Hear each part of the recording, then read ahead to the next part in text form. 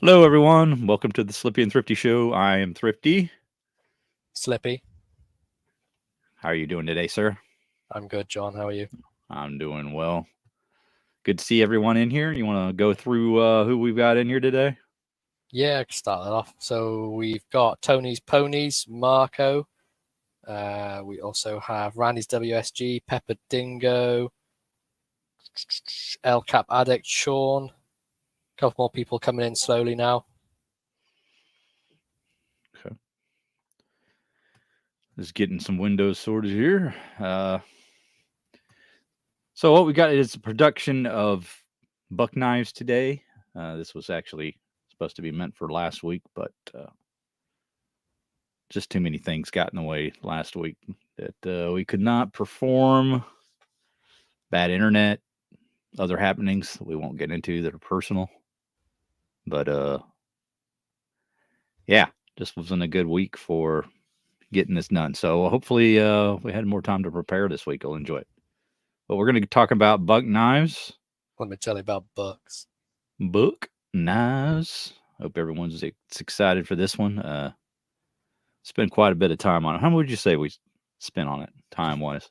I mean, you spent a hell of a lot more time than I did on it. You spent like the last week of your life on it. I'm not even joking. It's a lot of effort put into this one. So let me just preface right up front that when we go through this discussion, if there's a knife that we don't really talk about or spend any time on, that I'm more than happy to have you guys leave a remark in the comment after the video, uh, so that I can kind of review it afterward and see what we can talk about in the future. But as far as super amount of interaction today with the chat won't be quite like what it usually is, just simply because we've got so much to get through. But yeah, the research took a long time. But I'm not going to waste a whole lot of time today. We're going to get right into it. We've got probably about 60 slides or something like that to show. So we don't really know how long it'll take. Maybe we'll get through it quicker than we think. I don't know. But I want to welcome everybody in here. You want to go rattling off some names here? Who we got in here? Yeah, we've got a couple more people coming in now. We've got Mikey Newman's here for his Buckfest. Gaz Yes. FM's here. We have Kirby Creek's here. Tony Pavlik, Gaz FM. Again, a nice big crowd coming in now, so it's pretty cool. Frank Olivo's here as well. Okay. Pepper Dingo. Philip W just come in. Hey, Philip. Sean. All right. So, yeah, you want to throw up some links there, Randy? Just kind of let us know you're on top of your game, and then we'll get rolling here. So we've got He's going. Got the Commando Club. If you guys aren't familiar, that's my channel's membership, and we've also got a membership for Slippy's channel. And yeah, we're ready to roll. So what we're going to do is just kind of switch back and forth, right? Okay. And then just kind of talk slide to slide. But let's get rolling. So first slide up, we have Slippy and Thrifty Show present the Buck Knives 4 Generations of American Classics. Mikey's blown his buck load already. Well, you better save up, buddy, because you've got lots to look at here. Let me tell you about Spenny. Yeah, highly collectible, very expensive knives. So get your wallet out. But we've got 4 characters here. We got Hoyt Buck, we got Al Buck, Chuck Buck, and CJ Buck. 4 generations of buck knives. Also, Chuck CJ Buck's son is involved too. So really we'll end up with 5 generations if everything goes as planned here. So we're already on the 5th generation, really. So the first thing I want to talk about is Hoyt's upbringing here. We got I'm going to go to a full screen. You want to go to full screen so we can? Yeah, let's see this lose our better? ugly faces. Yeah. Another thing I want to point out is this is probably going to be best for people to watch on their computers. It's going to be fairly small text. So if you're watching on your phone, hopefully you can read this. I don't know that you can, but just understand that we could only fit so much on the screen. All right. So in 1902, we had Hoyt begin as an apprentice blacksmith at around the age of 13 in Leavenworth, Kansas.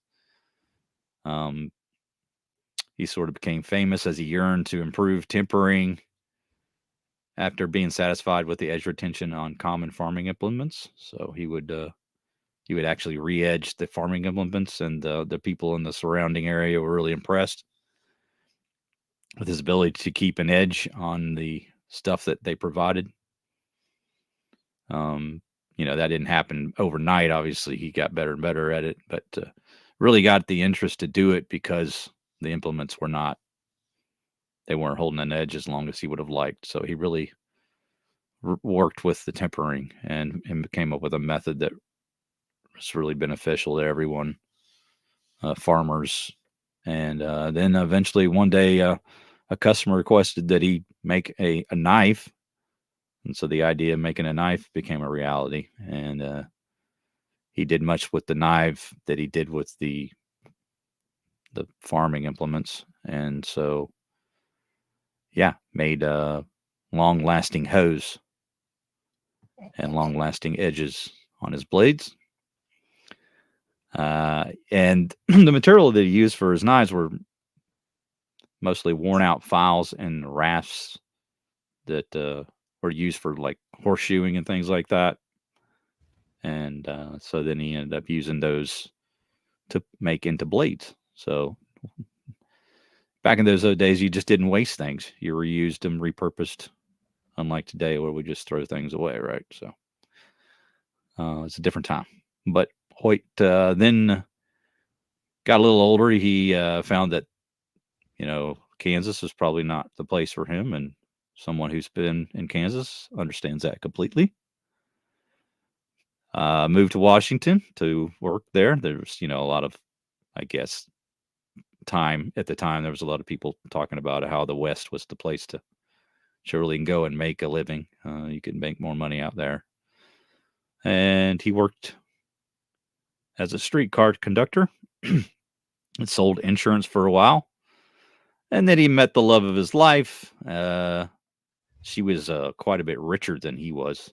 He was more of a poor, from a poor background.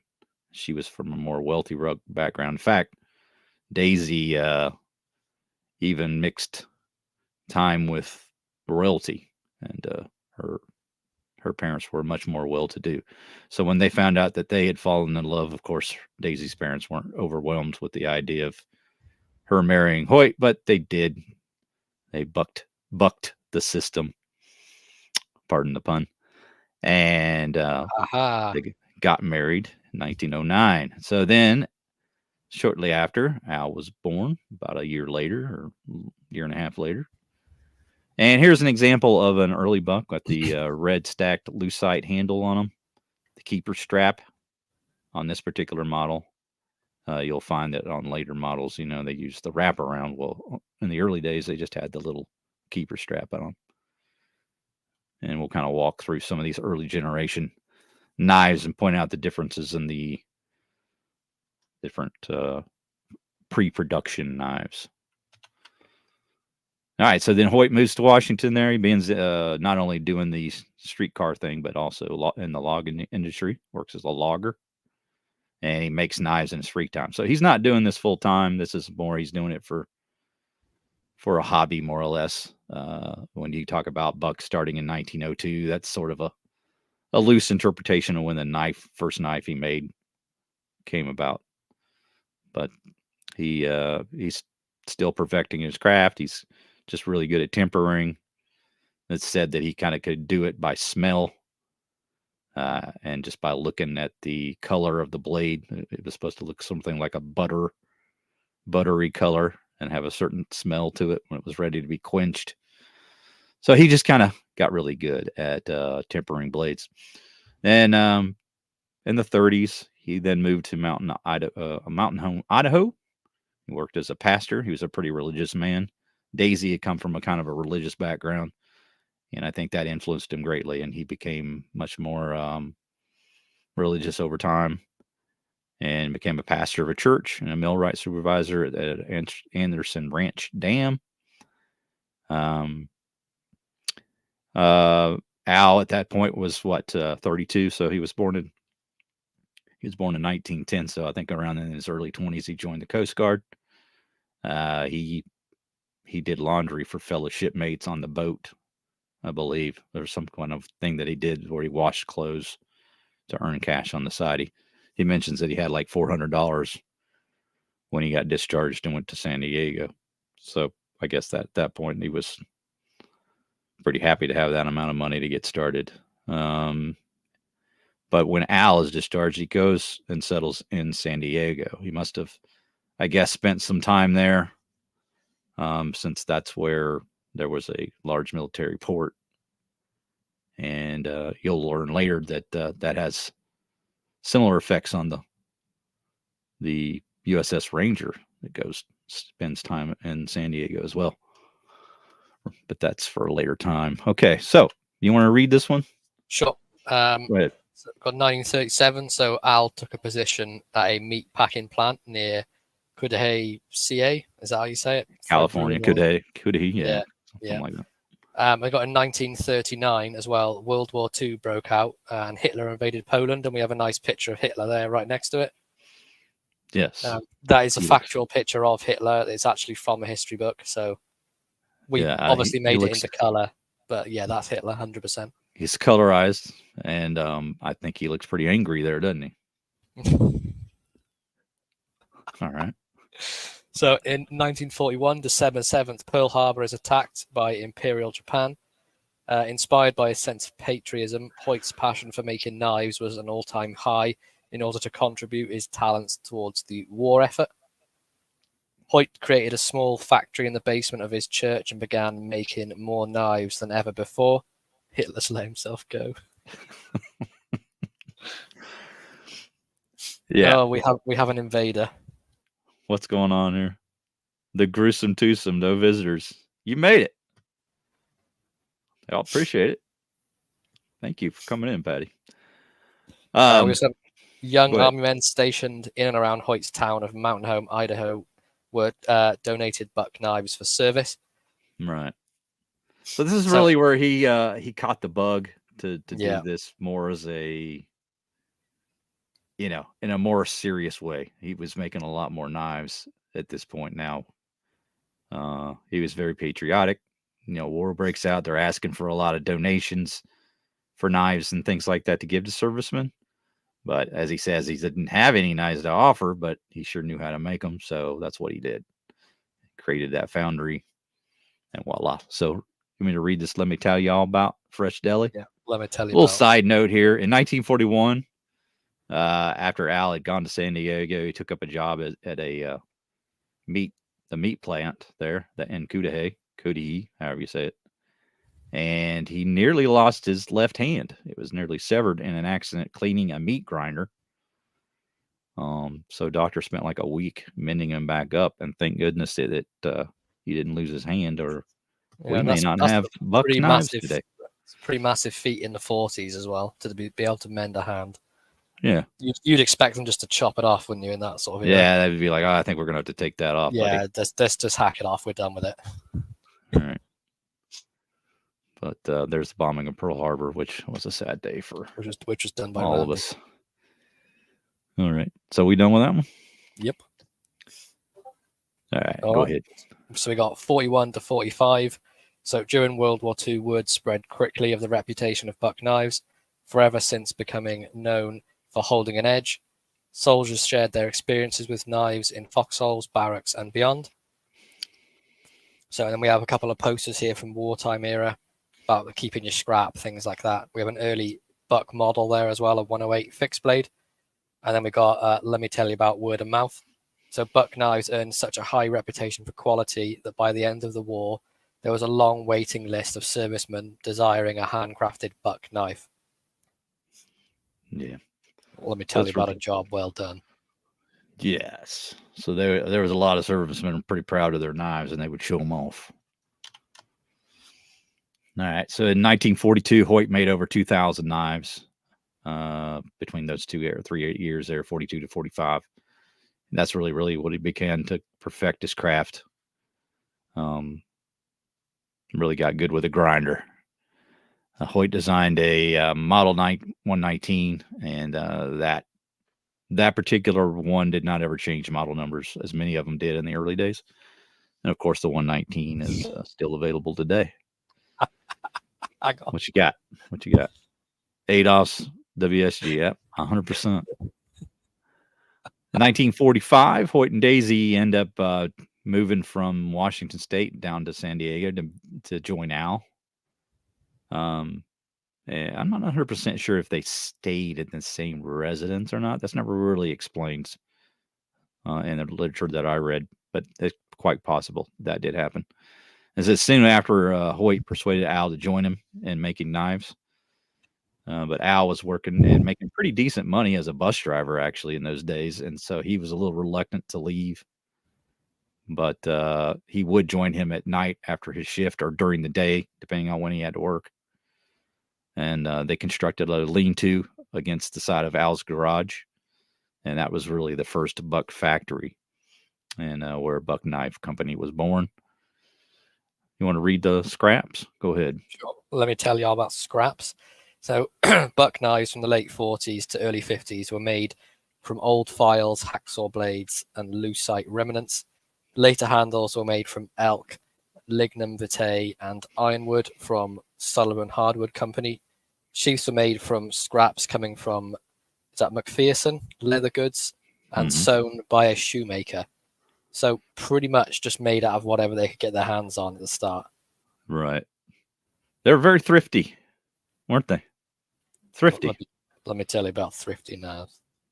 They're kind of like me, weren't they? Well, no, I was more like them. I Yeah. want to say. All right, next slide. Hoyt makes the first Buck folding knife, which is a little bit of a trivia here because not real well known, but there was a Model 117. Well, I think that's kind of a cool thing because we're into the folding knives. So a lot of people think that the 110 was their first folding knife, but it was not. It was the Model 117 that he named back in 46. What he had actually done is taken surplus World War II lifeboat knives and then made the blade for it. It was a clip point blade. The duck's kind of hiding that right now, but it is a clip point blade. And he just redid the blade and then put it on that frame. And that became the Model 117. And like I say here, it says, while rare, he must have made enough of them to warrant a model number. So there's not a lot of them out there, but they do exist. And if you're ever looking to buy one, you have to be really careful because those would be easy to copy. Wouldn't take a whole lot to fool you on those. But they are stamped Buck. So I guess there's that. But yeah, that's probably one that you'd have to research greatly before you purchased. It says 1947, Al somewhat reluctantly leaves his bus driving job for good to work full time with his dad, and really solidifies the status of H.A. Buck and Sons. They're still working out of the same little hut. Well, actually, I think they ended up constructing a little small building. It wasn't just the lean-to. It in the end, they did actually build a little shop that was right there in the same vicinity. And Hoyt trained Al on his beloved grinder. Up until that point, no one was allowed to touch it. And that became the final step for Al learning to make the Buck lifetime knives in full. So that was kind of where he graduated into the start to finish process of being able to make all the knives himself. He kind of worked on all the other processes at that point. But like I say, he was pretty proud of his grinder, Hoyt was. So he was the only one doing the finishing at that point. But yeah, so then Al over time learned to do that year. They kind of knew that Hoyt was sick. They didn't know exactly what And I think in 48, at some point, he learned he had stomach cancer, had about a half of his stomach removed. So he was pretty sick. And Al's siblings encouraged Hoyt to move back to Washington, where he stayed, unfortunately, up until his death. So the founder of Buck's Knives sadly passed away in 1949. And then for the next 10 years, Al worked with maybe just some minor amount of help, but he pretty much worked on his own from 49 to 59. And he made the knives out of that shop on 1272 Moreno Boulevard there in El Cajon. Well, let me tell you about Buck. The first Buck branded knives had every letter of the Buck stamped individually on the tang. They called that a 4 stamp because they used 4 individual stamps to make the Buck name on the knife. And there you see Hoyt in the early days. Photo of him doing his thing. All right, so now we're going to get into the different groupings. This is sort of something that's been created by the collectors over time. They've grouped all the pre-production knives into 10 groups, and we'll quickly go through this. It's a little tedious, and this is more for something to reference more than to discuss live, but essentially just breaks down the differences between the 10 groups and what to look for. I don't have examples of all the different groups. I have about maybe 4 or 5 of them. But the first ones will have a larger tang stamps, 3 3/2, and the handles are slabbed in lucite, and generally the interior spacers are larger in width than the ones that you'll see later. And they come in lucite or masonite in distinctive colors with unusual combinations. Now, it's said that some of this material of the lucite was scrapped from like airplane parts with the canopies. I wasn't able to confirm that with 100% certainty, so I didn't include that, but that is kind of the rumor. I think he sourced it from multiple places, to be honest. Yeah, loads of just bits and pieces from around. Right. And the sheaths, are unmarked for the most part in the early days, and they have a flat button on them that's painted, like you'll see here. So this is an example of an earlier, I think, Group 1 knife. Now, experts may say that this is not Group 1. I don't know. I did the best I could based on the information I had. So what you're seeing here is my stab at trying to group these appropriately. Next Group 2, I don't have an example of, but here's some early ads here. The one on the right is for a Buck 105 that you could get for $5. Or is it a 108? It might be a 108. My eyes are a little blurry. It says there just where the $5 postpaid is. Is it? Can you read that? 108. Okay. But there you go, Mikey. $5. If you could go back in time, I think that would be a pretty good investment. Knives are stamped Buck on the right side and have a smaller size 4-strike than the Group 1 ad. So they're a little smaller stamp they were using at that point. Handles were lucite. Everything else is pretty much the same. Pommels were pinned at that point, and they end up going to a nut barrel construction at a later point. But yeah, I'm not going to read all of that. It's pretty much just this very small deviation from the first group. Group 3 have Buck stamped on the right side again, 4-strike with a single stamp now. So the letters are going to be a little more straight. You'll be able to tell the difference between a 4-strike and a single strike. It's kind of like a kid's writing with the 4-strike and the it's all over the place. Some of them are all over the place. Yeah, it's BU up down seek. Yeah, it's all over. Let me tell you about wonky. Well, a little bit wonky.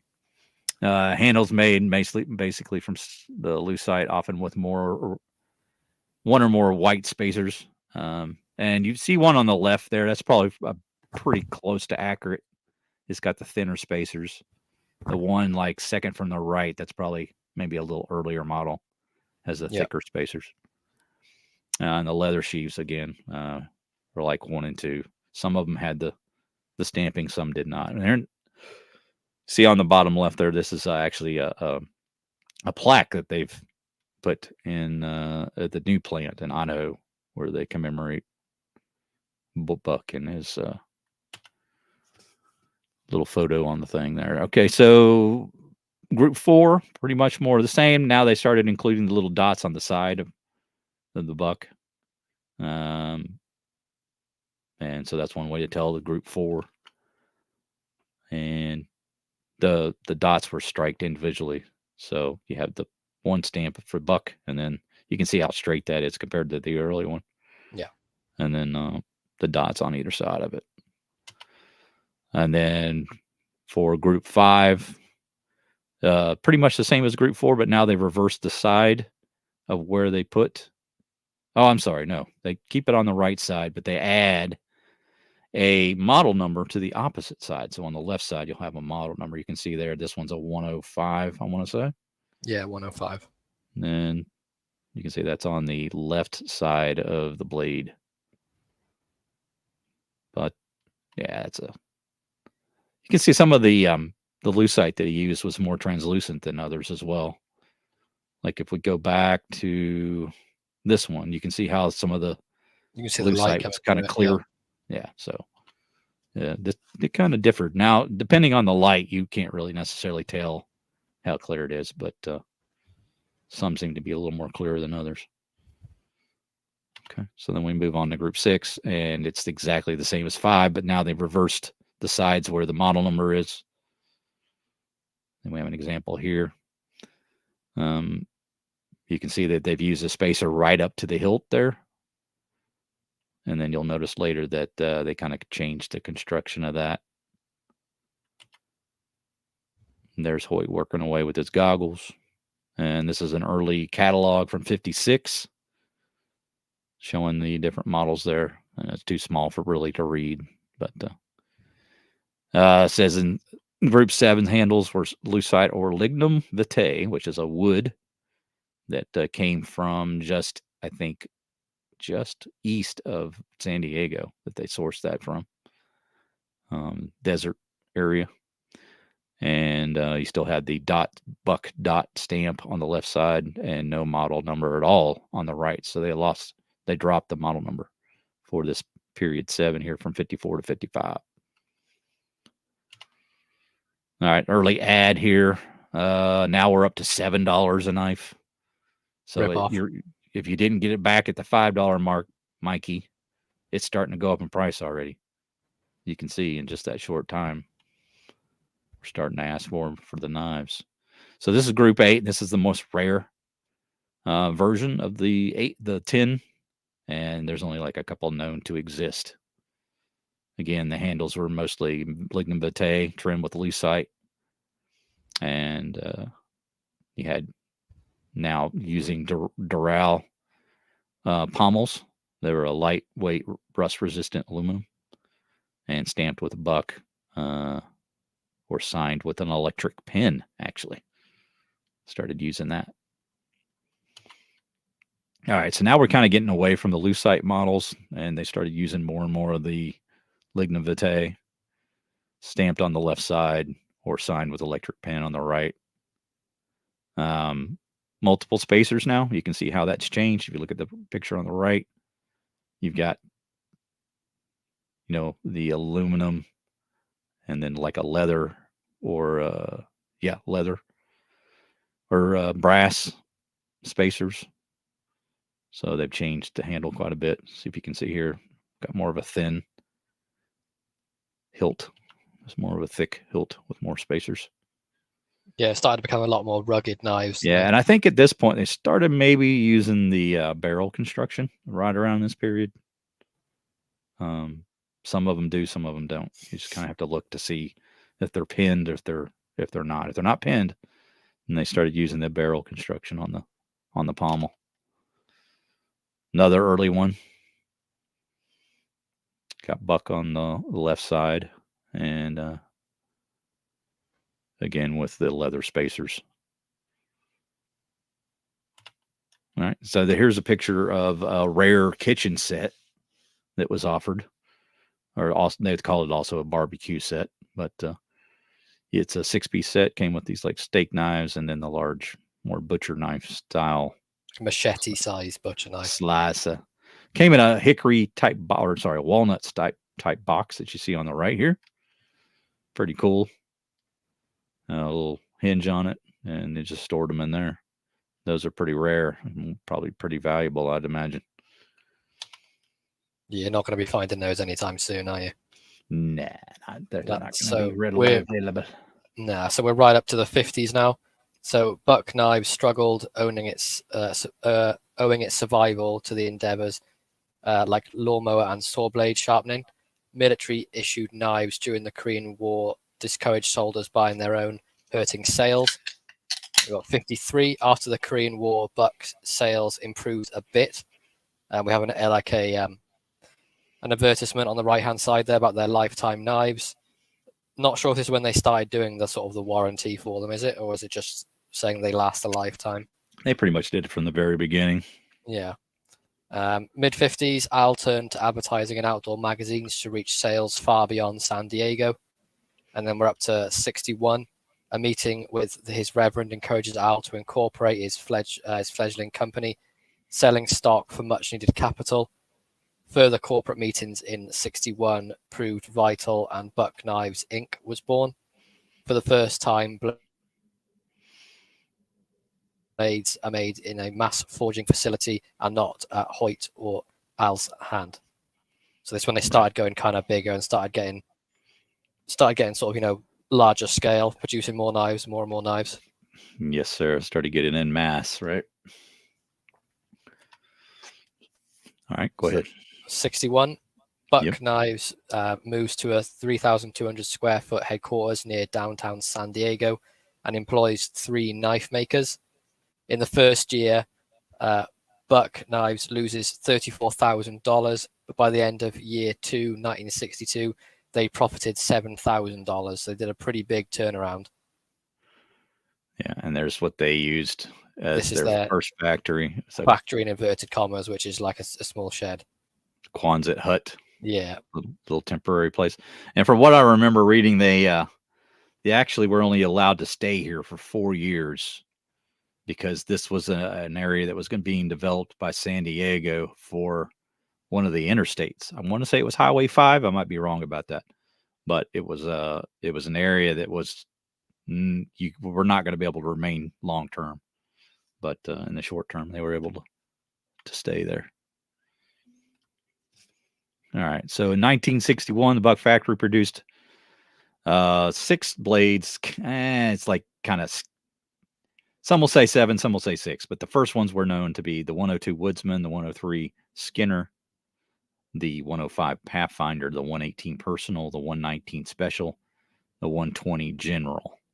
So those were the earliest 6, and then they added the Caper shortly after. And those 6 knives are on the left, and then the Caper is the one in the middle on the right. And actually, the Caper is interesting because they actually made that out of one of the other models. I want to say it was the 105 that they actually just filed down the blade to make the Caper. Not 100% sure about that. Does look a lot like it. Yeah, I think that's what it was. And then they also introduced the Fisherman knife in 64. We'll get into more about the Fisherman knife later, but it was sort of an ill-fated knife, as you'll see. But we'll talk about what we've got in terms of production changes here. It says the 1961 standard production models had the black phenolic handles, Buck stamped on the right side, and black leather sheath with the keeper strap. Okay, so the early models have not gone to that new sheath yet. And then 61, they had the barrel nut construction. Again, the 116 Caper was added to the lineup in 62. You had flat pin construction come in 62 as well. So only 1 year did they use the barrel nut construction with the production knives. And then 63, they switched from leather spacers to fiber. So it's one way you can tell the difference. 65, they switched to that new sheath type with the flap over. And there'll be later examples of what that looks like in the slides, but I don't have one just to show you here. 112 was added to the lineup in 64. And then you have the 1967 Buck little dot to let you know on the tang stamp that they went from a forged blade to a machined blade in 67. So in 1967, they added USA to the tang because they were starting to export to Canada and they required that you have a country of origin.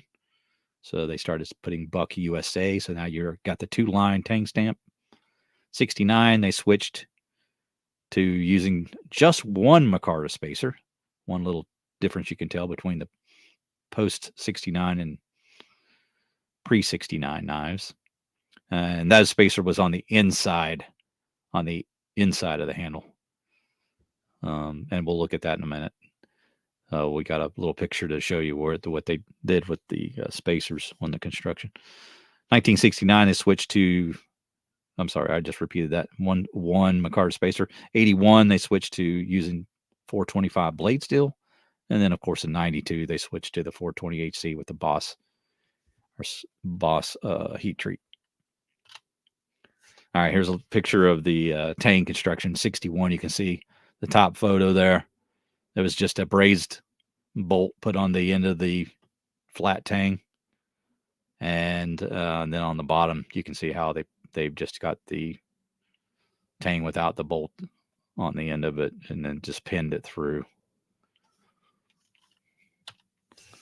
All right, and there's a look at their logo. You want to talk about this one?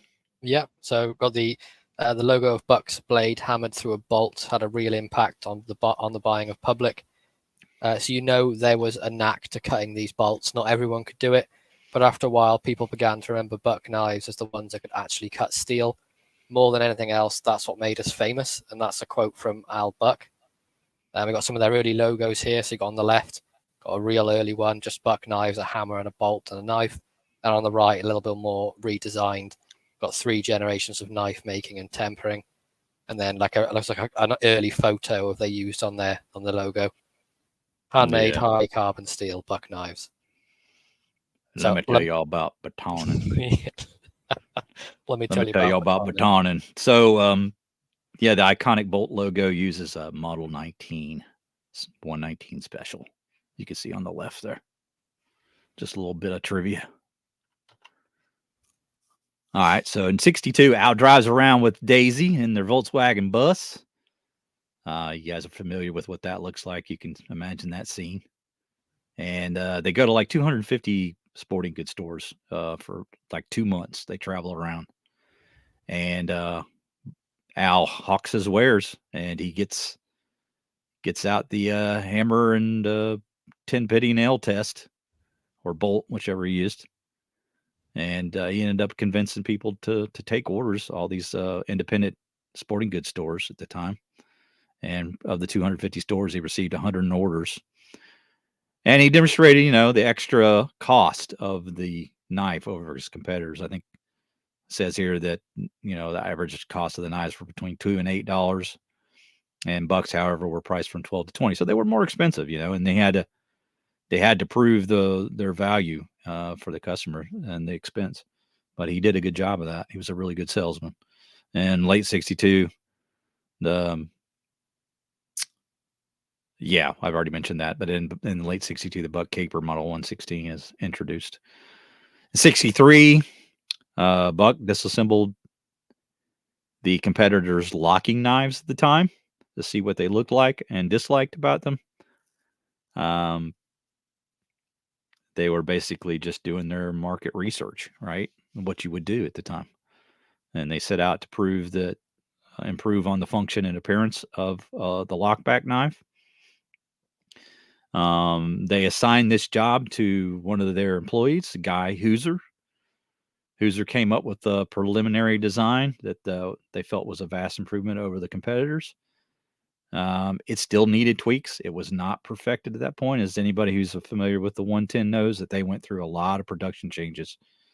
And I think for those that have really investigated the variances in the 110, there's probably about 8 to 9 full-fledged variants with like small variations in between. So if you're really interested in exploring that topic, there's websites devoted to that you can check out. I didn't want to get into that much detail. It's quite tedious, but there are a number of 110 variations that are out there and that you can use to date the knives pretty well. I mean, probably within a year or two. So with that in mind, they introduced the knife, and when they launched it, they also launched a full-scale magazine campaign at the time that was not something that knife manufacturers were doing at the time. Certainly Schrade was not, and their other competitors, but they wanted to emphasize quality craftsmanship in those ads. That was kind of the theme that they went for. Let me tell you about foresight. When the 110 was being developed, it was not the top priority at the time. Much of the company's enthusiasm was instead for a new fixed blade fillet knife, and that was the Fisherman Model 121. So you can see they really had no concept of what they had going at the plant at the time. No, they had no idea what they were doing. They wanted to make the knife. They thought it would sell, but they did not. They could not have conceived of the popularity of the knife once it hit the market. They were actually more excited for this Model 121, which we'll learn was a failed knife in many ways. But there is the 1964 catalog showing the Fisherman there. Okay, so in 63, Buck introduced 3 different twin sets. Now, they'd already made twin sets pre-production, but these were the first production introductions. And there's 3 different ones. I won't spend too much time on that, but basically they just included 2 knives apiece with their own sheath. There was one called the Buck twin set that had previously been made in pre-production models as 210, and then the trophy set 117 and the sportsman set 115. If you're interested in what knives came with what set, you can kind of blow this picture up on the right. It'll tell you which ones were which. But I want to say most of them came with the 103 Skinner. Now, the interesting thing about the one Skinner, let me tell you about numbers. When the Skinner 103 was first introduced, it was assigned the model 110. Soon later, it was changed, but if it had remained, the folding hunter would have had to been given a different model number. And Slippy has told me that he thinks that model number would have been 69. So go figure, Slippy, 69. Why did you pick 69? Let me tell you about Model 69. But here you have a picture of Mellum Knight handled 103 Skinner that at the time, if you look at the ad, was actually numbered to 110. So interesting little factoid. Now they changed quite a number of model numbers from pre-production to production. A lot of numbers got changed or were reused for other things. All right, 64. We're moving into the new building at Federal Boulevard. Again, as I said, they only had a limited amount of times they could have stayed in that other plant. And they probably kind of moved beyond the capacity of that one anyway. But they had to get out of there in 4 years. And so in less than that time, they moved on to Federal Boulevard. They introduced the Model 121 Fisherman first. That came out in January of that year. And let me tell you about flimsy. This is why the 121 was failed. This is the 121 Fisherman originally had a scaler on the spine. And it worked pretty well, but when you used it, it would fatigue the steel, and many of them broke and had to be replaced. And if there's one thing that Buck does not like is a knife that they have to replace. So they immediately started to question whether this one was going to be something they had to change. So they pulled it, I think, temporarily from the market and then modified it to have a thicker blade and got rid of the scaler on it. So it went from being a very useful fillet knife that was flimsy to one that was much thicker without a scaler. So I don't know how much of a success the 121 really was. It basically went from being a fisherman's knife to just a knife. Yeah. Yeah, they kind of removed all the purpose of it. But there you have a good picture of an early Fisherman before they altered it with the scaler on the back. You can just see the sort of little ridges on the back there of the spine. All right, so this is the handle construction. You can see here early on, we've got those interior spacers. So the ones just next to the handle, those ended up being eliminated. And so then they just went to the aluminum, fiber aluminum. And it talks about the dowel pin that they would put in there. They would actually compress the pommel onto the handle with a machine that they would use to hold it in place, and then drill the hole as it was compressed and put the pin in. So it's pretty interesting how they constructed it at the time. Yeah, so it's constantly under tension, so it's less likely. Yeah, it's not going to loosen up. Things going to happen. Yeah, but you guys can read that on the playback and kind of look at all the details of the picture. Pretty good little photo, actually, if you're interested in that sort of thing. All right, 64. All right. You want to go with this one, Slippy? Sure, I got it. So Buck introduced the model 110 Folding Hunter. Buck's introduction of the 110 Folding Hunter was met with a considerable amount of reservation within the company. Large locking blades of the day had not sold well, and the current market for such a knife was rife with uncertainty. In fact, the ill-fated 121 Fisherman Fillet knife, also introduced in '64, had been rushed to market with much greater expectation for success. When the 110 was released in September, even by admission of Bill, I'm not going to say that, Kuplik, I guess, with Bill Kuplik, who served on Buck's board of directors, it was not entirely up to Buck's standards initially. The 110 had to undergo multiple changes to work out all the kinks. At $16, the 110 was also as expensive as many of their fixed blade models. So on the right there, we got an advert for the first sort of advert for the 110 and a very early 110, but as early as we could find really for that with the old style sheath. All those corporate concerns would quickly diminish. Sales of the Folding Hunter proved to be the most popular knife on the market within 6 months of release. Sales jumped in 65, were up 63% in 1966 and another 60% in 67. So we got 123% a sale increase in 65, which is just nuts. Selling the knives would never be an issue. Making them fast enough to meet demand was the trouble. So we got from their release well into the 80s, no matter what we tried, we could not keep them in stock. That's a quote from CJ Buck. So even from the mid sort of 60s to the 80s, it's like a 15-year span where they couldn't keep them in stock because they were selling so quick. And I just think that's nuts for any sort of knife to be selling out for 15 years. When have you ever heard of that since? No. All right, go ahead. Okay, so 110 continued. We've got a pretty cool carving on the right-hand side, which was done by the Kirby Creek, and that's actually of TK. That's pretty sweet. It was done with the Is Kirby still in here? I think he might still be in here. Yeah, awesome piece. Still got it. Looking at it right now. So there's a common misconception that the Buck 110 was the first lockback folder. Large locking folders had actually been around as early as the 17th century, peaking in popularity around the 30s. They fell out of favor due to being as expensive as sheath knives, too large to be carried as pocket knives, and many simply too fragile for hard use. Often the mechanisms would break and distress or fail from the lock. By the 1960s, few manufacturers were still making them. What Buck did wasn't to invent the lockback, but to perfect it. And I think they did a pretty decent thing, really, didn't they, with that, the lockback? They pretty much nailed it. Although they had to do a couple of iterations to get it perfect. I mean, yeah. I don't know. The thing is, they were really dedicated to continuing to make it what they had envisioned, you know. And yeah, they I think exactly for all the reasons that the previous ones had failed, they understood that, and they kept developing it to the point where it really truly was a folding hunter knife. You know, you could use it hard use. Yeah, but, and like they real lock up when you open them. They ain't going anywhere. Yeah, they got in 63 when the 110 was being developed. Buck could never have dreamed of the widespread appeal of the 110 would have.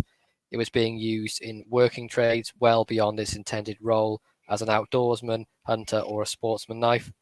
They became so commonplace, even when you carried an off-brand, it was referred to as a Buck. So they were imitated so much that people were just like, oh, that's a Buck knife, even if it was just an imitation. If imitation is the greatest form of flattery, then there is no more flattered knife than the Buck 110.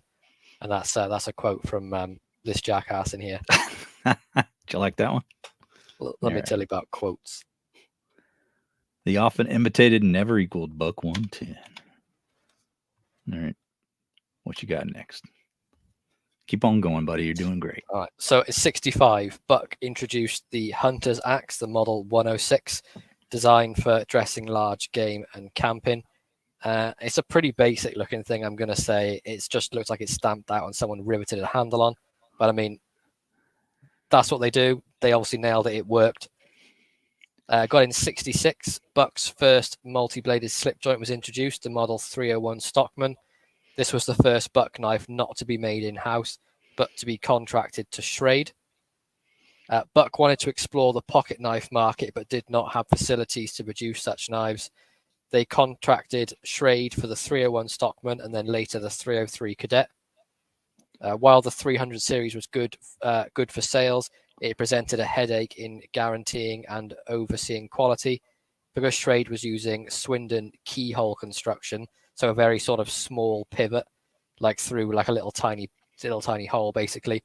Construction was not solid bolsters, and even repairs were difficult. In 68 or 69, it was pretty hard for us to pin down the exact year, but around that sort of time, Buck dropped Schrade and began contracting with Camillus, implementing stricter guidelines. By late 85, Buck had begun making slip joints themselves.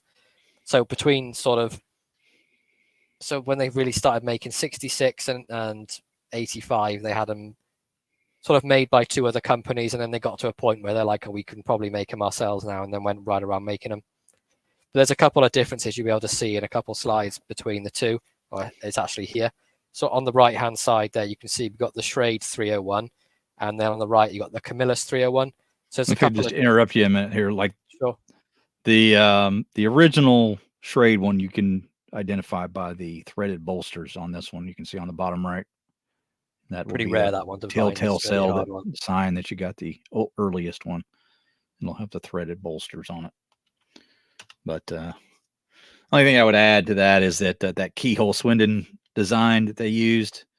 One of the main problems with it was replacing blades. You just couldn't do it the way that was designed, because basically you had like a little pin on the bolsters that would then slip onto the frame, right? So the pin did not go through all the way through the bolster. So then to replace them, you had to try to remove the bolster and then reassemble the bolster. And once you've removed it, you've sort of damaged it. It's pretty difficult to do and then without it's like damaging putting it back on. It's like the clip-on style bolsters. It's just so it was not up to their standards. And one of the reasons why they ended up dropping Schrade, they didn't want that keyhole design anymore. But from 68 to 78, they introduced these first 7 300 series knives. And then in later years, they're going to have like a whole sort of new wave of introductions. So I kind of wanted to break them up to the first wave and then the second wave. When I say wave, it went over a 12-year span, but it really got to be kind of ridiculous when they started introducing them like into the 90s. So for like more than 30 years, they introduced, actually more than that. 2011 was the last introduction, but they introduced the 300 series just time and time again. So these really thrive. But the early models are pretty consistent, Willie made from the beginning, the 301 and 303 and 305. Now, Schrade only made the first 2 models. It says here, let me tell you about the inferior quality. Schrade only made the first 300 patterns, the 301 and 303, before they were dropped for Camillus in 72. And then I want to say that was probably 85 production moved to Buck plant. Might have got that date wrong. It's sometimes hard to pin down the dates exactly. But we'll go over the models here. We've got some photo examples.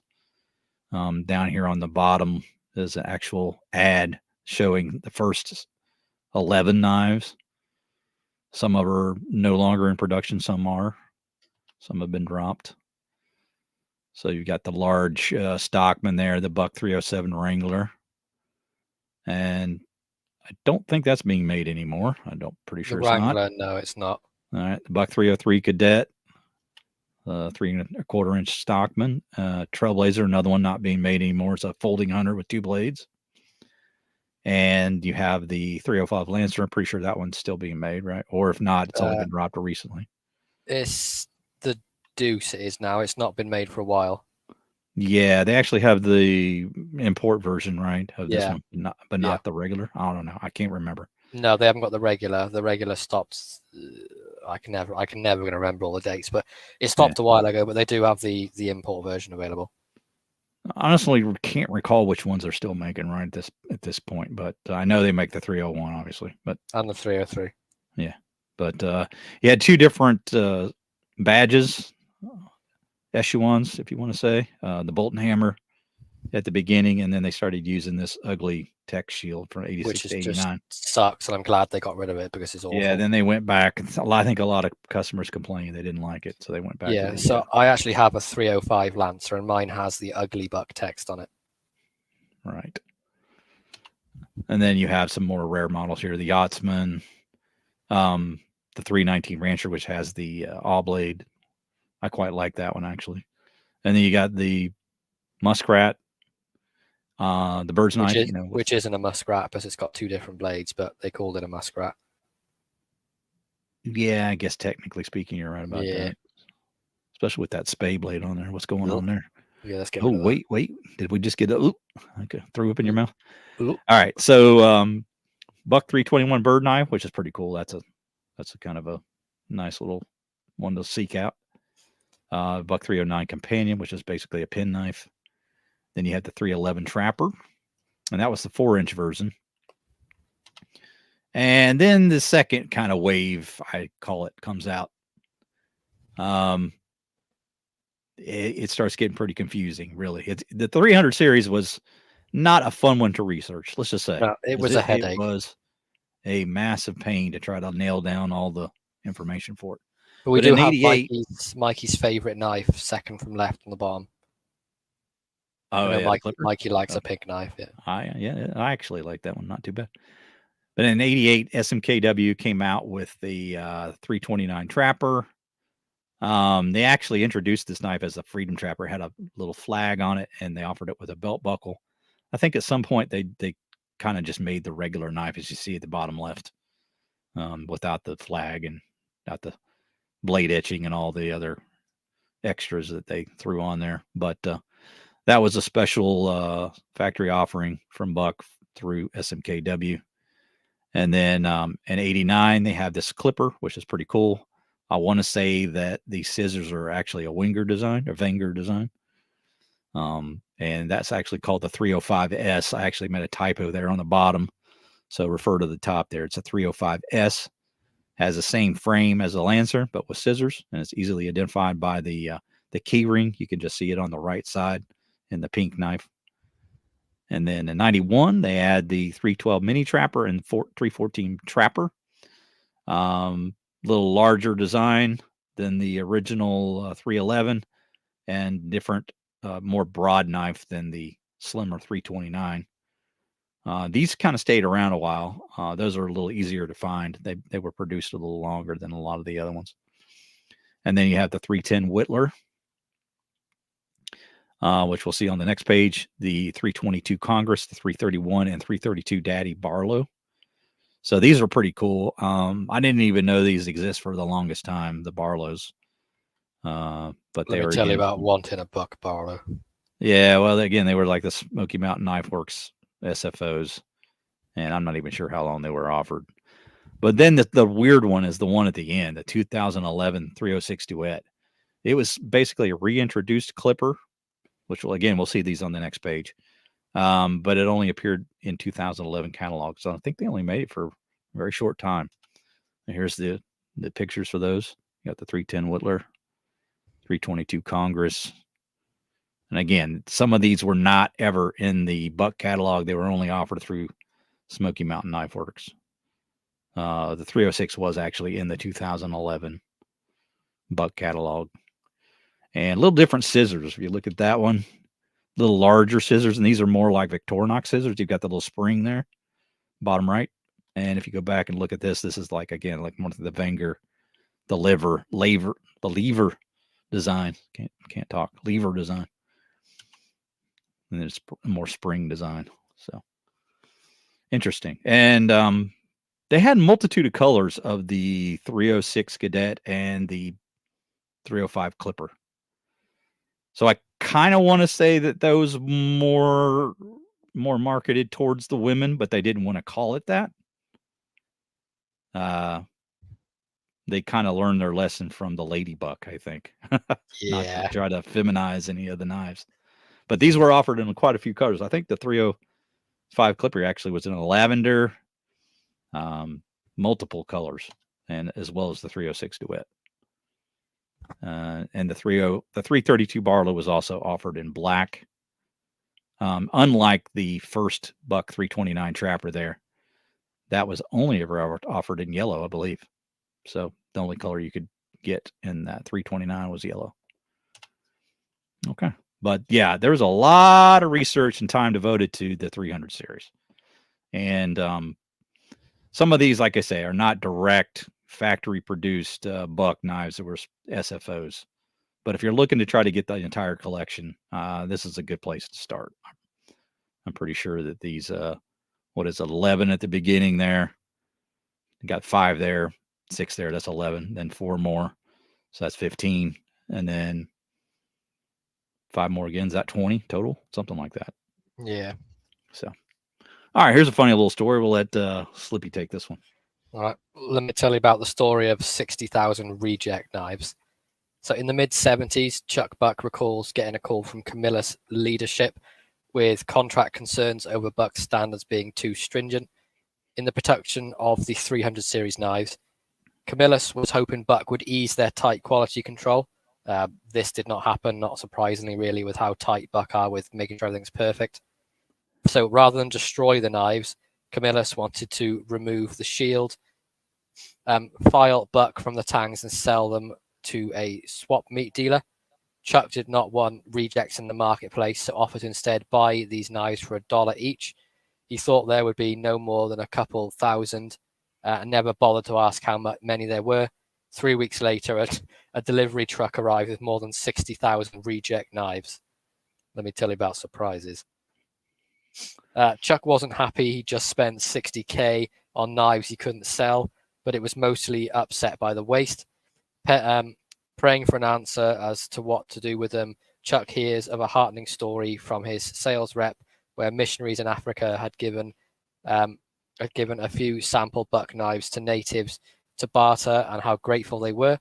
Chuck ended up giving all the knives to Christian missionaries who would then donate them to the impoverished to be used as tools or as a way of trade. Those who received them had no qualms with the quality and were happy to receive them, but continues to give away their seconds in the same way today. And on the right there, you can see an example of the reject knives from Camillus. It just says missionary folding knives. So it's pretty good of them to sort of, just give them away like that rather than trying to resell them as a second. I do quite like that. But then again, he did sort of palm his seconds off to someone. Yeah. So good, nice story there. Kind of shows you the sort of the Christian background of the company. They have a strong foundation in that. Interesting knives. Now we're kind of getting into more of the modern age here. The Buck began stamping the Buck USA on all their tangs when they started to export to Canada. Again, there's an example there on the right, actually of an inverted tang, but yeah, so Canada was what forced their hand to put the 2-line stamp on there. And interesting model here. They introduced the Model 122 Nemo. It's a very collectible piece with a solid following. The 122 Nemo came with a plastic sheath with straps to attach to your thigh. It's similar in design to the Frontiersman, but the Nemo has a stainless, well, both of them have. The Nemo and the Frontiersman have a stainless steel pommel and guard. There are known variations in the tang stamps. Other variants came with Teflon or fiber spacers, handles of varying length, and pommels of multi-piece or single-piece design.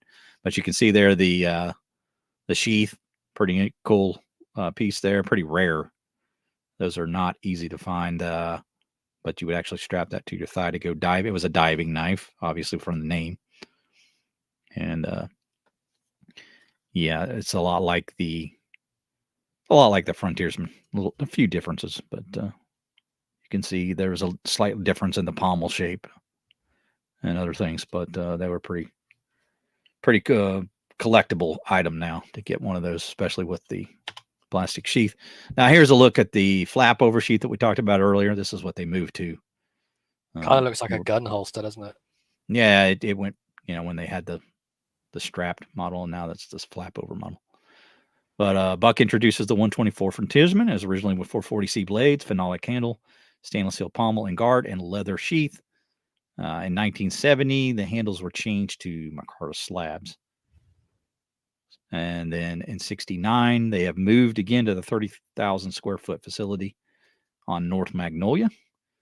And we can see this horrible photo here with the old-timey station wagon as well as a palm tree in front of the building. But that's the best we could find. Where was that? Where is that located, John? You say El Cajon to make fun of me, but it's El Cajon. And here we have another really interesting introduction. This was the Kalinga. Buck was generating orders now at this point in a day, as many as they were in a month just 5 years earlier. So they're really picking up their sales. Buck Kalinga is released. Now, I show this because this was Al's favorite knife. He actually liked this knife so much that he named his boat after it. And there you can see some advertising for the Kalinga on the right, as well as the sheath that has a really cool sheath that comes with this. This is actually riveted rather than stitched. Real nice. Yeah.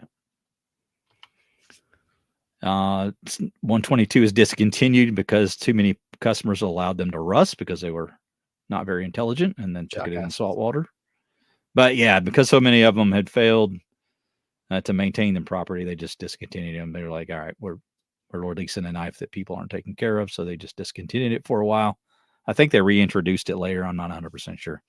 I know they did as limited editions, probably. They do that a lot. But let me tell you about saltwater and what it'll do to a blade. 72, Buck introduces the 112 Ranger lockback folder.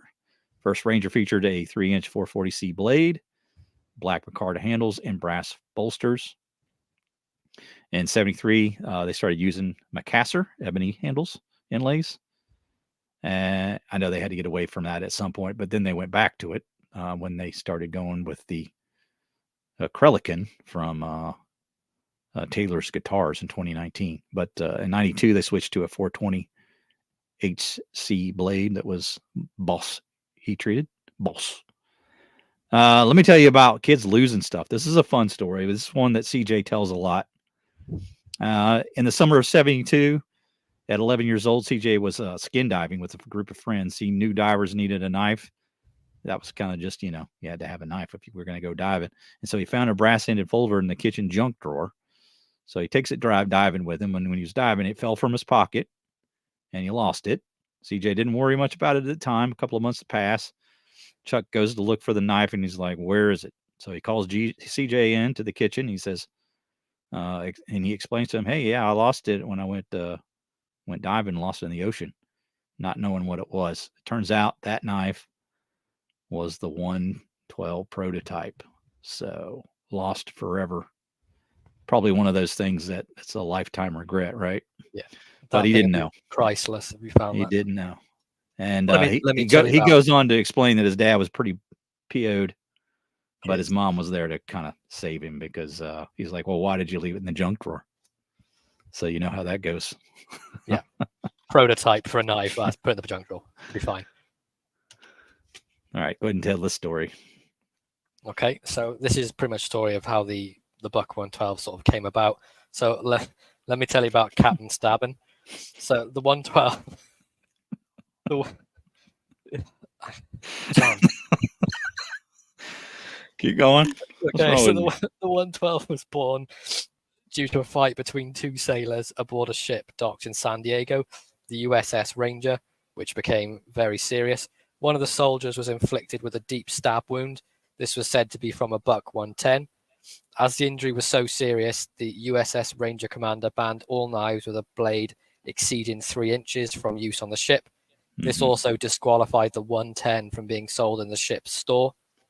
After news of these events found its way to Buck Knives, the management team was concerned this degree would become a rule across all Navy ships and naval base stores, which would put a significant dent in the 110 sales at the time.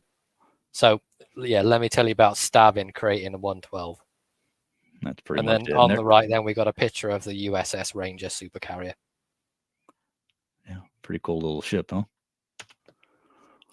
All right, 500 Slimline series, favorite among many. It's a good one. Yeah, it's pretty good. So this was kind of meant to be the improved Stockman's, and in fact, am I remembering this wrong? There was a series that was meant to replace the 300 series, and then when they did, it's the 700 series. Was it the 700 series? Okay, yeah. That's what it was. All right, so in 75, we've got the 500 series introduced with the 501 Esquire. That was actually renamed later. It's got Linda McCarta handles at first, 440C blades, buck heat treat, exposed rocker rivet at the beginning. Don't have an example of that one shown here. This is the one after they removed the rocker rivet from the it being exposed. Tank stamps are a 3-line. They got the Buck model number and then USA. 77, they introduced the Prince. 78, 79, they introduced the Duke and the Knight, which was 2 3/4. And then the one we talked about a little bit earlier, the 506 Lady Buck, which lasted very short time. They're calling it that. So if you have packaging with that on there, it might be quite valuable because they changed the name pretty quickly to White Knight when they saw that the sales was limited. But these had white handles instead of the inlay of the Linda McCarta. It was a white instead of what like a burgundy color, wasn't it? Something like that. And the 4 basic models were switched to impregnated birch inlays in 81. And then they switched, of course, to 425, which they were doing across the lines. And in 82, you'll actually see some with the dot next to the buck to indicate that they had switched to the 425. So that's kind of a rare little variation that you'll find. 84, 85 has the script tile tank stamps. And I really actually prefer that. I think a lot of collectors do. And then they switched to the block style. 501 Esquire was renamed Esquire. No really reason given. I didn't really find why they did that. Maybe some of you guys that are buck experts know why they did that, but it could have maybe had something to do with a magazine at the time. I'm not sure. Maybe they were worried about copyright issues. Yearly date codes were started in 86. Here's some look at the 500 Slimline series. The biggest of the 500s came with the sheath or strapped holder there. You could put on your belt, and then you got the Squire and the Prince, the Knight, and there's a picture of the Lady Buck that was later named the White Knight. And you see the handles there, different color. All right. Mid 70s, kind of a weird time for Buck. They started to branch out into multiple facilities. I know that there was some like infighting amongst the different facilities, and they were kind of competing with one another and not, they weren't exactly working together. And so there was some kind of disruption in the company at that point. And I know that was a concern for them. And you'll see later that they consolidate to kind of eliminate that as a problem. In 79, Al Buck steps down as president of Buck Knives. Al's son, Chuck, became the new president. There's a picture of Al on the left there and Chuck on the right. And then now in 79, we're introducing the 700 series with the 703 Colt. There's some advertising there on the right of the Buck Colt. 1980, they introduced the Bronco. Now, originally, this was called the Maverick. And then when the 704 was introduced in 83, they changed the name to the Bronco. And then the 704 was called the Maverick. In 81, you got the Model 705 Pony and the 709 Yearling. And then in 2001, the rest of the series was discontinued, but the 704 seemed to be deleted first in 99. So let me tell you about digits. Numbering the 700 follows the sequence of the 300 knives for the most part. If you compare the 701 to the 301, for example, and the 703 to the 303, 705 to the 305, et cetera, the relationship of those becomes pretty obvious. Yeah, similar designs, pretty much Stockman for Stockman, just a different take on it, things like that. And here's a look at the 700 series here. So these were meant to be the improved Stockmans, and in fact, the 300 series was supposed to be deleted when this came out. This was supposed to be like the improved version, but the dealers and reps found that there was such a high demand for the 300 series that they ended up just keeping both lines. So rather than one go away, they both remained. If you see on the right here, the early shield, which is probably the more desirable one with the it's like stamped in there, isn't it? It's really nice script. Well, it's the script, yeah. Now and then it's known that the black comes off of these knives pretty easy. The black interior portion of where lettering is pretty fragile. So if you find one with the black in there, it's probably a little more desirable because it doesn't take much to have that come off. And then the later shield from 84 to 85. And that's the one they're using today. They never went back to the old one like they did with the hammer thing. They just kept using it. But 700 series pretty desirable. All right, so we're moving on into the 80s, and they moved the plant once again to 1900 Weld Boulevard. Now, I can't remember if this is exactly one of those situations where this was one of the multiple facilities or if this was the main facility. I was never really able to track that information down, but I know they did have a facility at Weld Boulevard that they moved to in the 80s.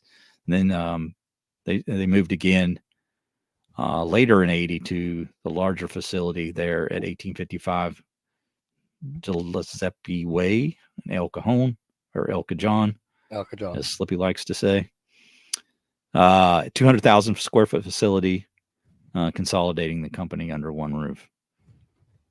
Again, there was like infighting going on. And I think the reason why they went to multiple facilities was to kind of meet the demand of the 110. No, I'm not 100% sure. That part of it's sore fuzzy. I didn't really find a whole lot of good information on that. Again, there's somebody that knows more about that. They can comment about it. But in 81, Buck moved to 425 modified steel for their blades across the lines. Some would say that's better. Some would say it's worse. 440C. 82, they go through the massive recession at the time and had to cut back all from 600 employees to 280. So quite a number of cuts there in the 82. Buck enters into an agreement with Kmart to enter 2,000 stores. So now they're becoming much more widely available, and not just in like sporting goods stores, but more, smaller, larger retail chains like Kmart and other retail stores would follow suit. I remember as a kid seeing Buck knives in the 70s in Kmart. So, or not 70s, I guess it would have been 80s. So yeah, that was a real thing. Let me tell you all about this. In the early 80s, nearly every Buck knife was sold in the United States alone, and about 10 years overseas sales were responsible for about 11%. So they really started to do a lot more outsourcing and importing of knives. And that's something they've been very conscious of from the very beginning. Like they understand that they want their manufacturing to be done in the United States. So go ahead and take this one. Sure. So we got 82 continued. So we got Buck introduces the finger groove versions of the 110 Folding Hunter and the 112 Ranger. Collectors love to debate which version is the best. So what's your preference? For me, I don't like the finger grooves. I prefer the old style. I don't mind them, but if I had to choose, I would probably go with the standard one. Yeah. Yeah. Well, I've got two 110s and a 112, and they're all non-finger groove. I just think they're much better. I just don't think they should have messed with the original design. Yeah. I mean, it's just another option. I mean, it's not like they took the other away, right? Yeah. So, all right. All right, So, 84. Go ahead. Yeah, Buck introduced the Buckmaster 184 of the popularity of large survival knives from movies of the time, like Rambo First Blood with Sylvester Stallone. The Buckmaster was tested and issued by the Navy SEALs. Later models had a blood groove post pattern. So on the down below, then you can see the early versions of the 184. So you got like the detachable grapple hooks, you've got the really aggressive sort of cutouts on the top, real heavy duty, nice thick handle, heavy duty sheath, and you can see the box will all come to on the left hand side as well. Yeah, and actually, there was like a hollowed out interior to hold stuff in there. I don't know, like a little matches or capsule on whatever. the back. Yeah. Okay, so in 86 they started using date codes. Now these were year specifics, but before that you could actually date through ranges on their 110 and 112. So even before the date codes, you could kind of date the knife. So in 74 to 80 they had one dot on each side. 80 81 one dot left side, two dots on the right. 81 to 86 two dots on each side. There's an example of that in the photo. And then you move over to, of course, 67. You could tell the difference between older knives and that because they added the USA, the Canadian thing, if you'll recall. So they went to two lines from 67 to 72. Then 72 to 86, they had the three line. They added the model number. But, yeah, pretty easy to date a bug knife from 67 forward. Yeah, you can pretty much nail it down to only a couple of years, really, can't you? Mm-hmm. And then it gets even easier from 86 when you just know exactly which year it was. Yeah. It's a pretty cool one. You can talk about this. Yeah. So Buck says 87. Buck manufactures the M9 bayonet for Frobis. First contract was for 315,000 units. Buck made a total of 325,000 bayonets from 87 to 89 for the US Army. And this is the sort of the first iteration of it. See where it's attached to the rifle on the left hand side, and then we got the Buck bayonet on the right. You can see just about make out there is a Buck tang stamp on there, but let me tell you all about stamping. Buck added their tang stamp to the first 1,200 bayonets. As this was not part of the agreement, Frobis instructed Buck to remove the mark from the remaining knives. So there is 1,200 M9 bayonets somewhere. I mean, there's probably not many of those left, but that have the Buck on the name, on the tang of the knife, when there wasn't meant to be on there. All right. A lot of legal brouhaha to do with this knife. Big sort of legal repercussions. Yeah, between Frobis and Buck, it was a kind of a contentious, litigious sort of partnership.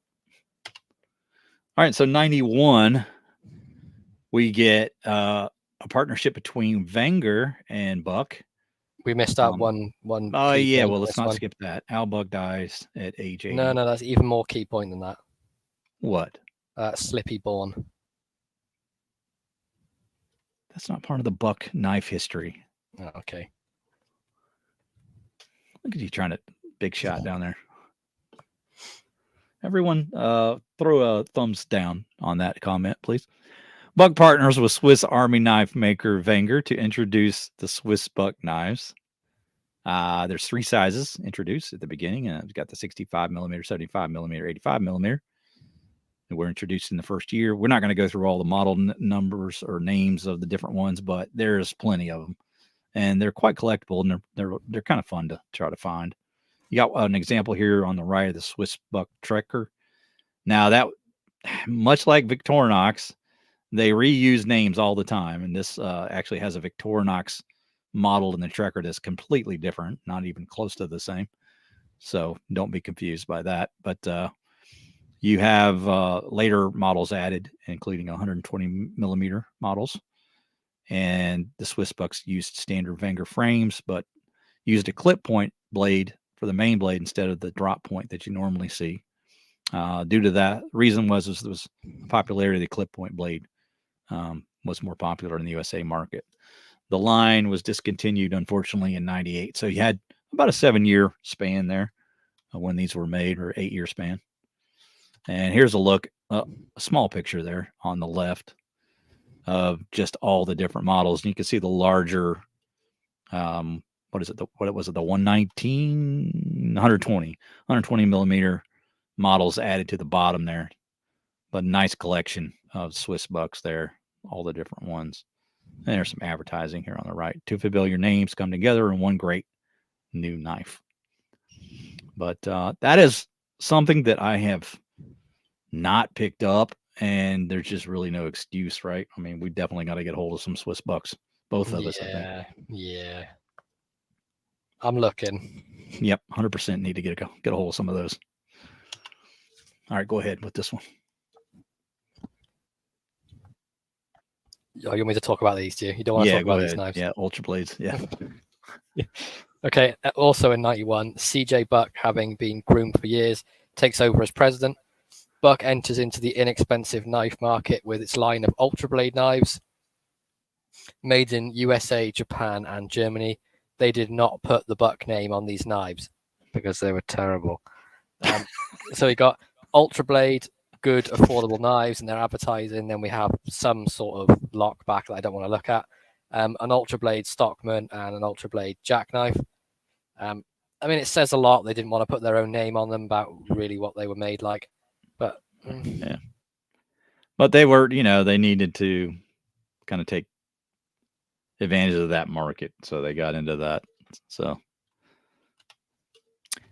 yeah, it's not one of their brightest moments, I think. Nah, but yeah, it's not. something that they probably needed to do at the time.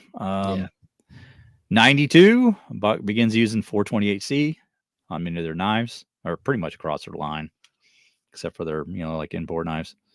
Buck releases the 192 Vanguard, pretty popular model with many Buck collectors. Buck releases the 192 Vanguard, and the two handle materials there, you got the wood and the rubber. And that's Slippy's favorite, is the rubber one. Yep. Why is that, Slippy? It just feels real nice. Okay. 92 begins, again, we've already mentioned that. 94, start kind of branching out into other gear here. They're kind of exploring other avenues for revenue and expanding the line a little more. Some have mixed feelings about this. I'm not incredibly fascinated by this aspect of Buck, but their sales at this point were now 50 million in annual revenue. So they're doing really well. Sales are fueled by a large success of the cross-lock knife. Now, this was designed for law enforcement and paramedics. I think it's a hideous knife, but apparently it was pretty popular with paramedics and policemen. There you see one on the bottom left. Got like a can opener there. I don't even really know. Will you not be rushing to buy one of these? No, and it's got the half serrated blade. It's just never. I mean, if there's a knife, a half serrated blade is an equal. It's But Slippy, this was given the '94 Knife of the Year award. So just shut your mouth. You don't know what you're talking about. Oh, right, I must be wrong then. Yes, overseas sales grew to 17% total revenue. I know that number increased to almost 30% at one point, and they really started reversing that once people started to complain. But Buck looks to diversify, and they actually entered into the flashlight market there as well. You see this as an example on the right, the Buck Light Model 4AA. Now, I know I have multiple different models of flashlights, but here's an example there. I think they were mostly yellow like this, sort of a strange option for a color. They look a lot like emergency flashlights, don't they? Like, the car. Yeah, something you would quickly need to be able to see if you dropped it, I guess. Yeah. I don't know. 100%. But if the light's on, wouldn't that make obvious? I don't know. All right, 2001, Buck embraces the lean manufacturing. If you aren't familiar with lean manufacturing, that's a whole another topic that you could spend an entire day on. But basically, the idea is to find all ways of vastly reducing your waste and to become more efficient in the production of knives. I know that they went from having parts for unassembled knives, taking like maybe even like weeks to days to finish, to now bringing that number down to literally hours. So they really embraced the lean manufacturing technology. I think this is something that's vastly underrated as to why Buck has continued to thrive. That's something that they adopted earlier than a lot of American manufacturers, and I think it really speaks to why they are still around today. They figured it out early. They didn't go by the wayside like a lot of other American companies did, because they did not master this sort of concept of how to reduce waste. 2002, Buck celebrated its 100th anniversary. All knives produced from 2022 had a special anvil tang stamp. I'm sorry, that's a typo. 2002. You got an example of it on the bottom left there. It's just an anvil instead of a normal little, just whatever type of year mark, right? It's a little special. But here's an example of a 10 on the right with the 110 in there. A 10 with a 110. Say that 1,000 times. But then that little pin that you see there in the middle is what came with the set. Kind of neat little 100th anniversary pin. Did I spell? Okay. Jeez Louise. All right, 2005. Buck Knives moves to Post Falls, Idaho.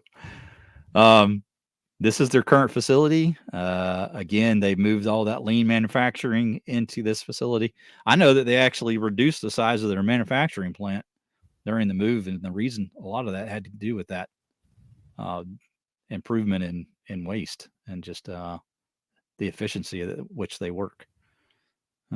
It's a fascinating story. If you really want to know, to me, why Buck survived or why they're still here, go look into lean manufacturing. All right. 2009, Buck announces their American commitment to lowering the amount of outsourcing. Like I said, they had actually gotten up to, I think, about 30% at one point. And I think that number's roughly 10 to 12% now, something like that, maybe lower. But they do still have the 370 series. So, they're still, or not 370, but the import series, which we'll see in a moment. But yeah, they're very proud of their American heritage, and they always look to produce the American knives. I don't think they're ever going to stop that. It's never been a part of their history, and it's not something they're interested in doing, especially with their 100 line series and all their historic made knives. They're never going to. They're never going anywhere. Never going to move unless someone buys them out. That's the only way I ever see that happening. Someone buys them out. Buck won't do that though. They're big on, we're family owned from the start, and that's how it's going to be. So 2010, Paul Boss retires. He's had a massive involvement with Buck. It says Paul Boss is an absolute authority on heat treating knives, has been perfecting his craft since 1956. Before retiring from Buck Knives in 2010, he helped the majority of Americans custom knife makers in some capacity. He's just been a massive influence. He was responsible for overseeing all the heat treating in the Buck's Knives factory, where he was able to work closely with their engineers.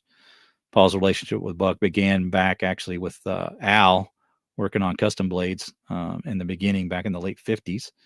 Buck's Knives continued closely follow Paul's heat treat process, and is led now by Paul Farner, a longtime associate of Boss.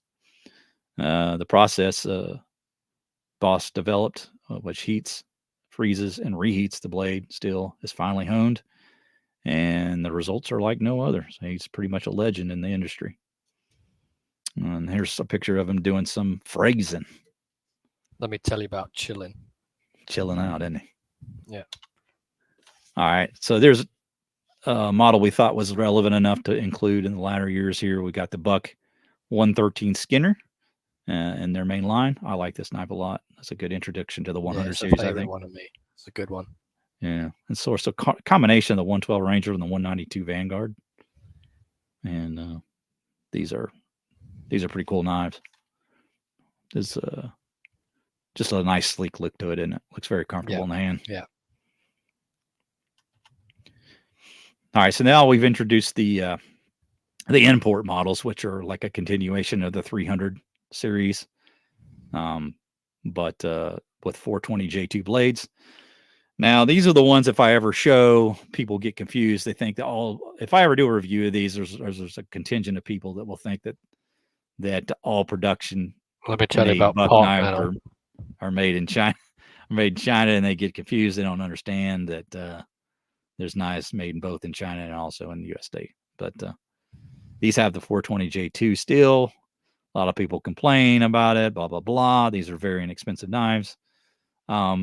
I find them to be very practical. Are they There's heavy nothing use? wrong No. with the steel. No. It's If fine. you're just going to be doing every little everyday task, these are fine. But a lot of people get upset about this series of knives. But you have a lot of them basically the same kind of models as the 300 counterparts. So you got the Solo here. Instead of the 301 Stockman, you have the 371 Stockman, right? 373 would be like the 303 Cadet, et cetera, et cetera. And then you also have a Trapper. Now, they don't offer a canoe. That's the only way you can get one. So if you want a canoe, you're going to have to buy an import model. Same with the toothpick. 385. And there's your Deuce. Remember, we were talking about that earlier. That's the 305 Lancer counterpart.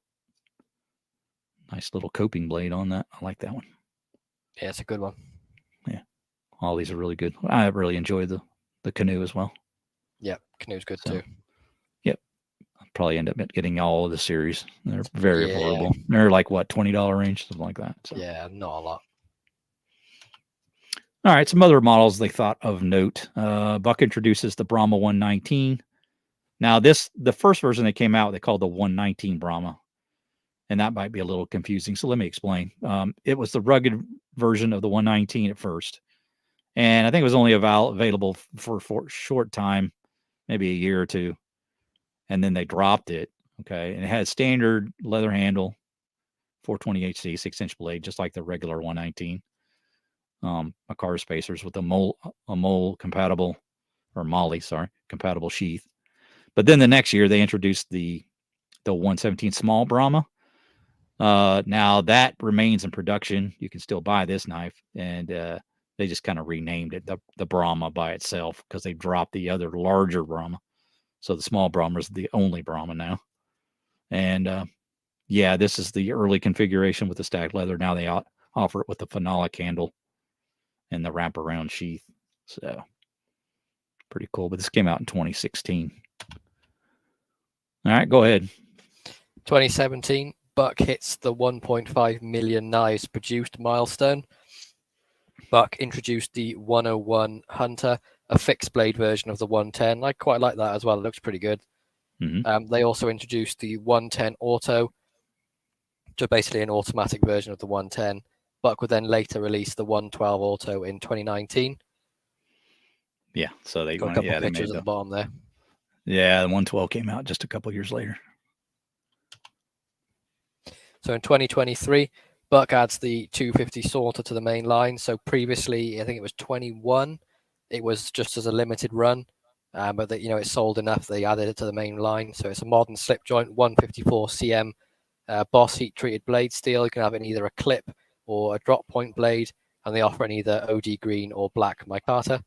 And yes, Elan's got it right. This is one of my favorites. Yeah, Slippy's favorite. Yep. This is why it ended up in the program. Yeah, I basically made it and put it in. He didn't give me an option on this one. Okay, so now we're starting to get into some of the super seals that they're introducing on their blades. This is a stealth run.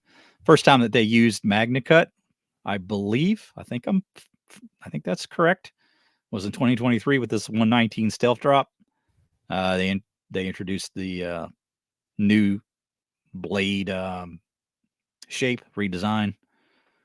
The first time that they used MagnaCut, I believe that to be correct. The limited edition one was of 1,000, and you can see this has got a straight clip blade, considerably different than the standard 119. What do you think of that blade shape? You like it more or less? I quite like that clip point shape, but I also like the S30V clip point shape on the 112. But what about the original 119 shape? I would like something between the two, because for me the original one is a bit too pointy uppy. All right. That's a turn. So a little something in between. So you're not happy with either one? Yeah. You're grumpy. Yeah, fussy. You're fussy. Okay, so in 2024, this is just brand new release. This was just shown at the SHOT Show. You got the Buck 402 Akanua. Now, this was a model that they had previously, but this is a reintroduction of it. And gotta say, it's pretty nice looking blade shape. And again, that wonderful riveted sheath like the Kalinga had. This was last seen in the 97 catalogs, but I think they've made it since then in limited editions. Yeah, they have. There was a couple of drops of it throughout the 2010 somewhere. Yeah. It's got the S35 BN blade steel on this one. It's got a retail price of $440 or basically $450. But if you're interested in that one's going to be coming out very soon, or if it hasn't already dropped. You can actually pre-order that on Knife Center. All right, there you go. I really like the distressed leather sheath as well. I think it's really classy. That suede style and all the different sheaths that they have, whether it be, the beige or the black. Yeah. I love it. And probably our last knife that we're showing. I'm not sure. I think so, yeah. The Buck Knife 084 Buckmaster 2.0. So you saw the first one. It had those prongs. This one has like a removable prong thingy, grapple type thing. And 40th anniversary of the original introduction. Retail price $800. No. So I don't know that I'm going to be buying this one, folks, but it's a new take on a collector's favorite.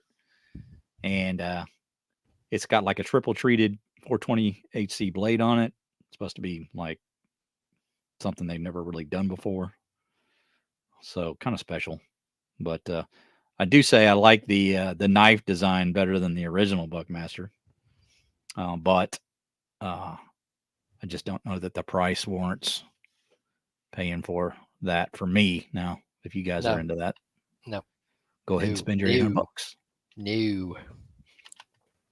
All right, here's some source material for further reading. A lot of this came from The Story of Buck Knives, The Century of Knife Making from Tom Abels. But I'll just kind of leave that on the screen for you guys to kind of have a look at for the, playback so that you can copy this down or screen capture, whatever you want to do. But a lot of really good reading material here. But I would encourage one of the topics that most people don't know more about, go look into that lean manufacturing, because once you understand what it is that they do, I think it kind of gives you some insight on how Buck has remained viable. But that's pretty much got to do it for our production today, and we thank you for watching. We're not going to be doing a giveaway today. We'll save that for next time. This is a pretty long episode. We're already an hour and 43 minutes in, so we're going to save the giveaway for next week. But we appreciate everybody coming in today. Hope you enjoyed the presentation. Again, this focus was more on fixed blades and slip joints. There's a ton of modern knives that we didn't show. We could have showed the Spitfire. There's a lot of them.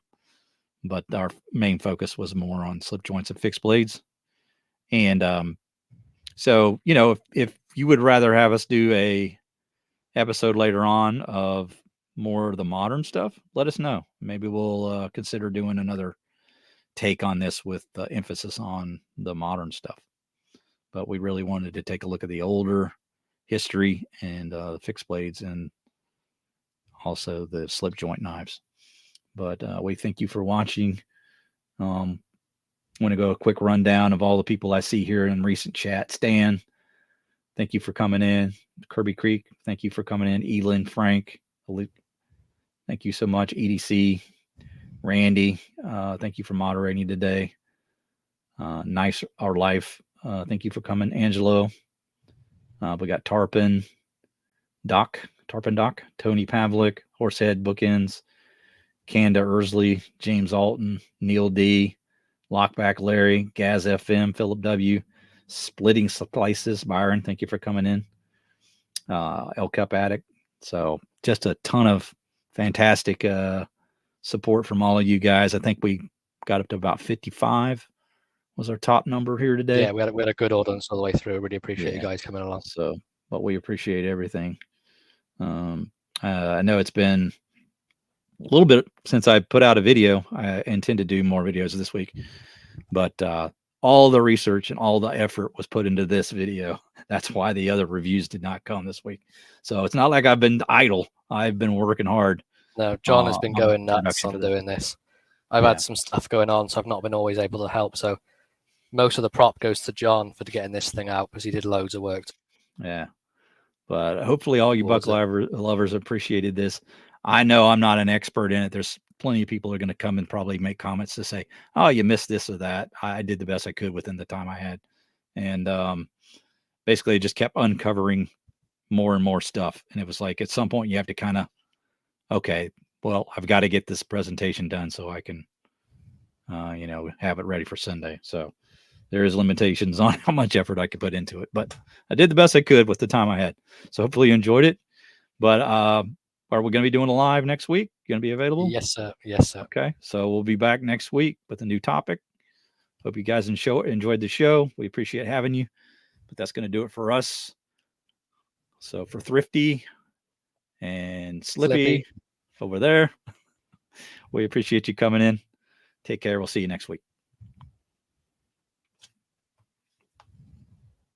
Bye-bye.